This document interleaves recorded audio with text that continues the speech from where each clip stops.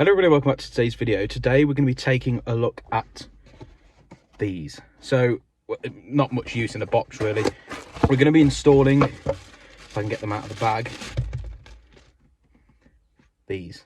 So these are the new to 2022, I think they are, the 2022 Mini sort of facelift, the LCI2 as it's referred to. These are the indicators that go on the side. Now, the stock indicators that come with the Mini, you know, they do the job. Otherwise, you know, why would they put them on the car? They're these ones, you know, you get a little halogen bulb that goes in there. They do the job. Personally, I don't like them. I don't see them as, you know, very aesthetically pleasing, hence the reason why I changed them. Now, I changed them for the I changed them for the dynamic ones, you know, the ones that fade. I did a video previously back on the channel showing you guys how to install them, where to get them from. They're fantastic.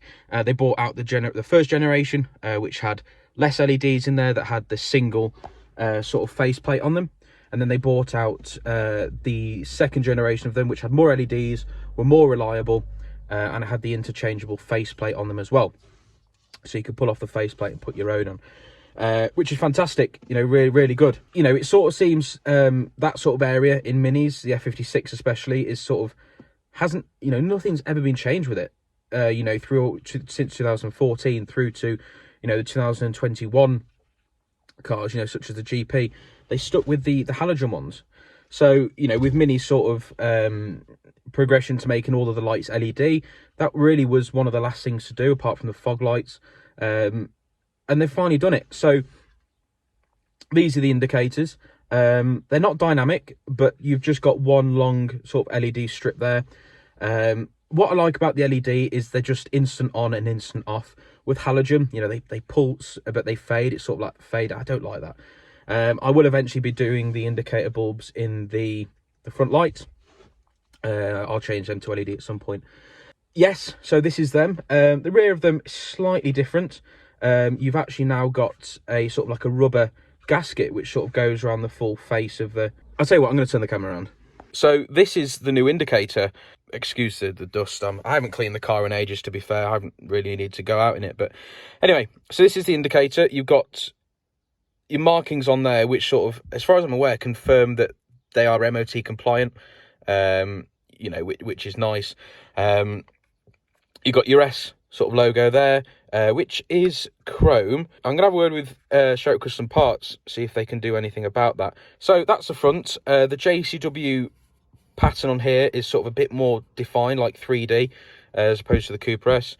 You can just get the standard Cooper, which doesn't have that part, you know, the S part on it. Going to the rear, this is where, you know, we also see some sort of design changes. You've got a rubber gasket which sort of runs the whole area, you know, of the whole perimeter of the light itself. On the back as well, you've now got, there's 3 clamps here. So where they were previously, on the old one, you had some clips here, there, and at the top. Those have now been swapped out to the new sort of clips, as you can see there. So it should hold in a little bit better. I had an issue with these where they rattle, so hopefully with the clips that they've got in there now, they shouldn't do. Also, you've got as well, on here, this is where you'd put the bulb in, and on the dynamic ones, there'd be a Y coming out of here, and you clip that into the bulb housing. You actually have to remove the bulb housing and clip the plug into there. It's just a little 2-pin socket in there, as you can see, and that just clips into. By the looks of things, you can, I don't know, I'm just at a guess. By the looks of things, you should be able to remove that faceplate and interchange them. I'll have a quick look at that. I'm not 100% sure. But there are some clips. You've got 2 clips there and another clip there. So those faceplates might be interchangeable. That's rather interesting. So, you know, you could sort of 3D print them if you wanted to, I guess. Which would be good.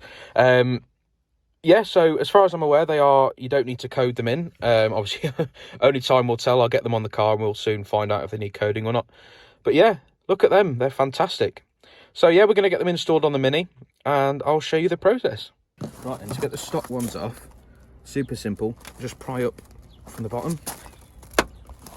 2 clips and these pull out. There's a cable behind there, as you can see. Just twist like so.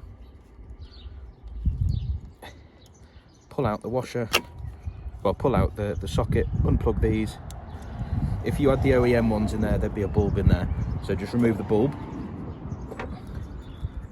I'm going to get a bit of the Detail Kitchen secret ingredient, just tuck that in there for the second, spray it on a bit of a cloth. I'm just going to give this a bit of a clean. I want this to be spotless for these new ones.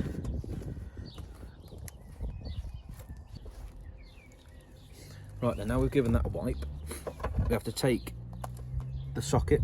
There's a little button on the back. If you just press that in, it'll pull out this sort of connector. That's where your bulb goes. Don't really need that anymore. Keep hold of it anyway in case you put the stock ones back on. This is where you take the new indicator. Make sure you got the right one for the right side. This just clips in like so. Sort of the button goes to the top there. Clip it in until it clicks. I'm going to give this a quick test before we put it back in. Look at that. So with this new mechanism to clip it in, as far as I'm aware, they just push in now. There we go. Simple as that. They're rugged. So there we go. Those are rock solid. They're definitely not going anywhere anytime soon. But look at them. Let me just put the hazards on.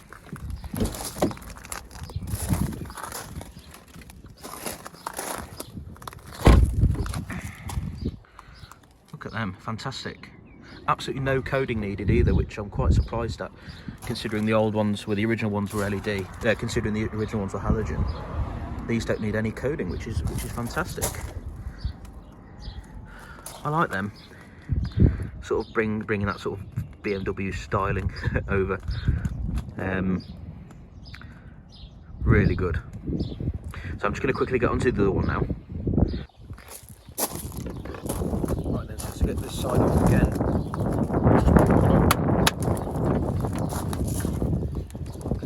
Twist, remove, and pull out the connector.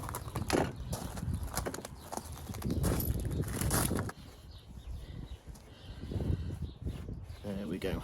Probably could benefit from a proper decontamination, but I'm not going to do that.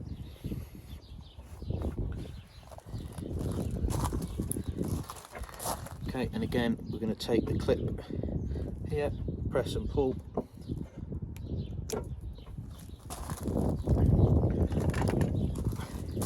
To store these, I'm just clipping these back in like so, just to keep them safe. And then we take this and clip it in like so. And then again, you don't need to really line it. You don't need to sort of line it up or angle it in as such. Just push it in. And there we go.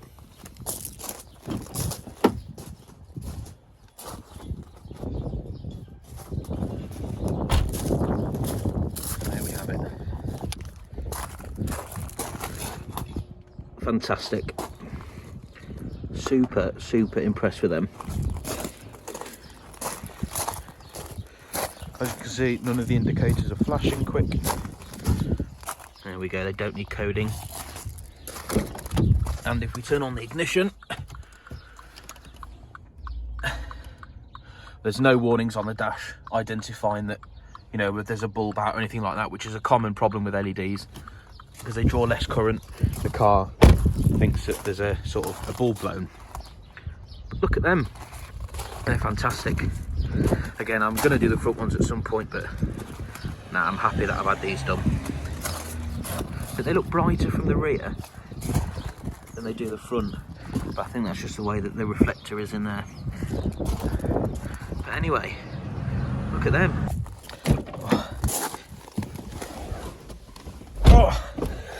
Right, so I've just been doing a bit of playing around with the new indicators, and so it seems whilst you don't need to code them to do, you know, your normal hazards, your right indicator, but your left indicator is strobing, and that's the same. It looks like that on the outside.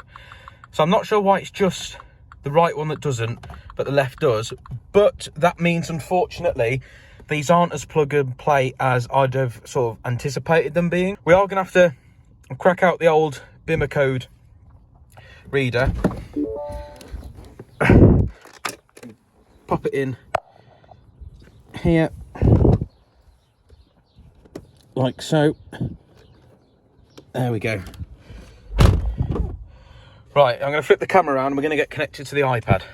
Right then, so I've just loaded up Bimmercode. I've got screen recording on. As usual, we're going to select Mini, F54, F55 and so on.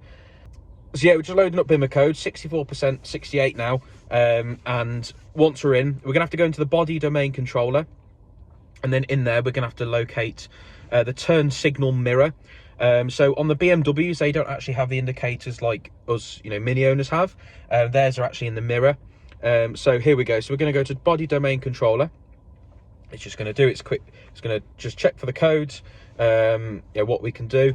And we're going to have to set the left and right mirror indicators. We're going to turn off the hot and cold monitoring. So we're going to select inactive for that. And then we're going to select the bulb type. We're going to change it from bulb and we're going to change it to LED. And that hopefully should stop the flashing, hopefully. If not, then, well, we're screwed, really. Right, then we're nearly there. We're on 80% now. I did have to restart the procedure. I'm not 100% sure as to why. So I just reset the car, restarted the car, unplugged the OBD, plugged it back in, reconnected to the iPad again. There we go. Right then, so we've got to find the lighting, mirrors, voltage monitoring. So if you go to voltage monitoring, turn signal mirror warm, here we go. So you've got turn signal mirror warm monitoring, active, set that to not active. And we're going to do turn signal mirror cold monitoring to not active. And then we're going to go back and select turn signal mirror lamp. We're going to select that to LED, press back. That's literally all we need to do. So I'm going to press code.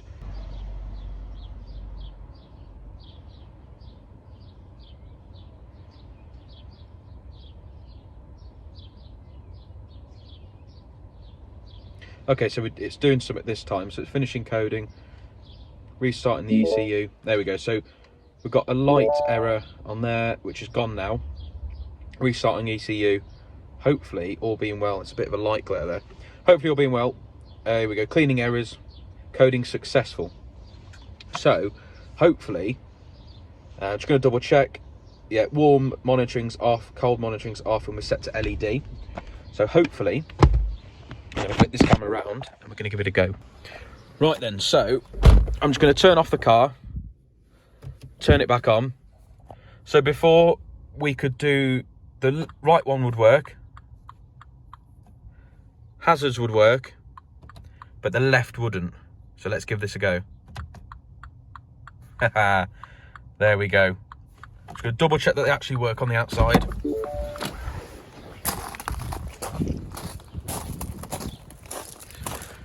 So the right is, I'm going to put it onto left.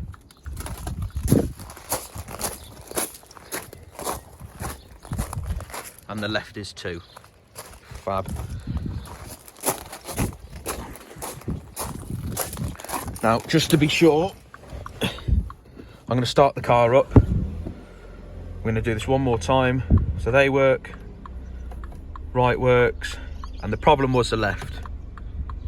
And there we go. How cool is that? All sorted. Right then, guys, so as you can see, it didn't go as smoothly as I had thought it would go. We did have to do a bit of Bimmercode, and that. So not the end of the world for you guys that have got Bimmercode. It'll be super easy for you to do. If you guys don't have a Bimmercode reader, I definitely recommend you get one. If you go onto SMPS 2012's website, just type in OBD in there, and up will pop a OBD reader. Grab yourself one of those. Get the Bimmercode app. It's fantastic. As you see, we've just solved an error you could take the car to a garage. I don't even know if a Mini dealership would do this for you, but you know, you could take it to a garage and they would charge you, I don't know, 60 quid maybe to do it. But we've done it ourselves. So yeah, guys, I'm gonna end the video here. If you like the video, click like. If you want to see more videos in the future, hit subscribe, follow by the notification bell. We'll be notified whenever I upload a new video. Anyway, guys, thank you all for watching. I shall see you all in the next video.